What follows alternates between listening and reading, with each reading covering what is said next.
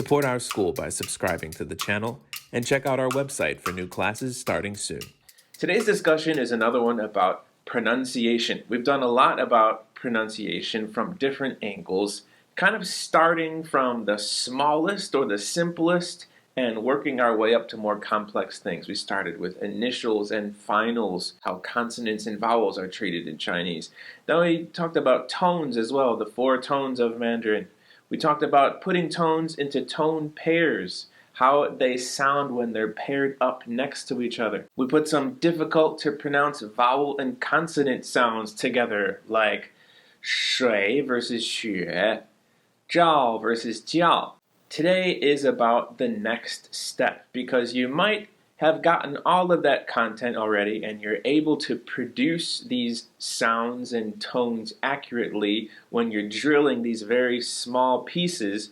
But sometimes you might discover when you're talking out in the real world using Mandarin, when you're trying to say longer and longer sentences, you have a tendency to kind of get tripped up. It kind of feels like your tongue in your mouth isn't doing what you want it to do when you try to make it do these unfamiliar motions and movements and positions all back to back to back. Honestly speaking, that never totally goes away. That happens to me still. But there's a really good strategy for drilling these longer sentences I want to share with you today.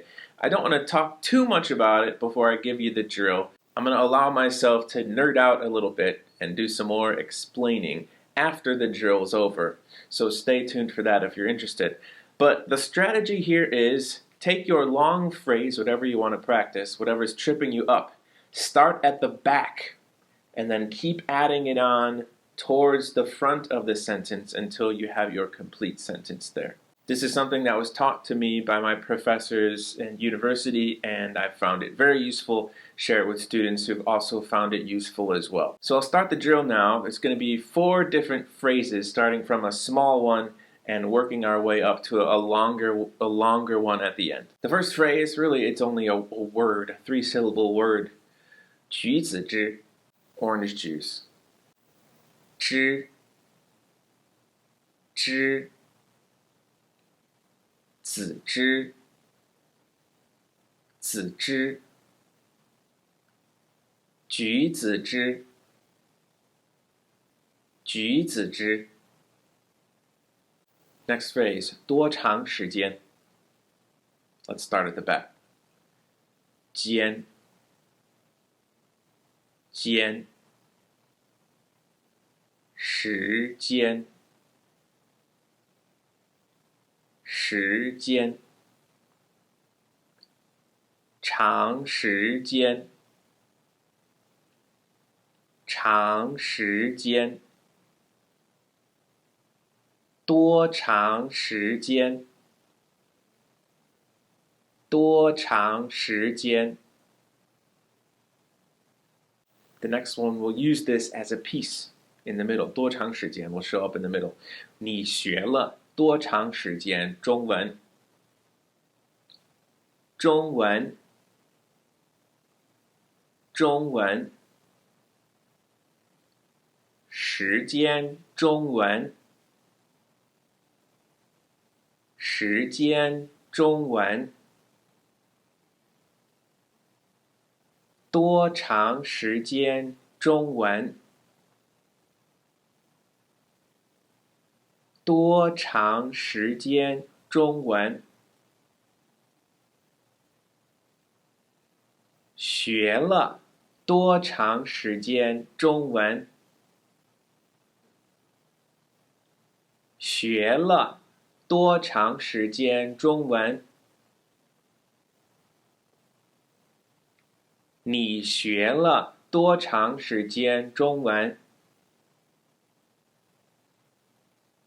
你学了多长时间中文？ The last one. I'm an American who lives in Ohio. 我是一个住在俄亥俄州的美国人。Let's start from the back. 人，人，国人，国人，美国人，美国人的美国人的美国人俄亥俄州的美国人俄亥俄州的美国人住在俄亥俄州的美国人住在俄亥俄州的美国人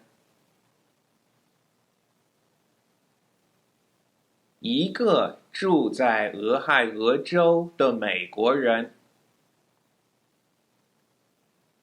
一个住在俄亥俄州的美国人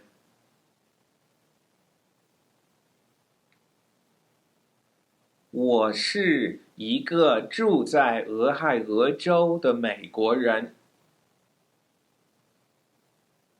我是一个住在俄亥俄州的美国人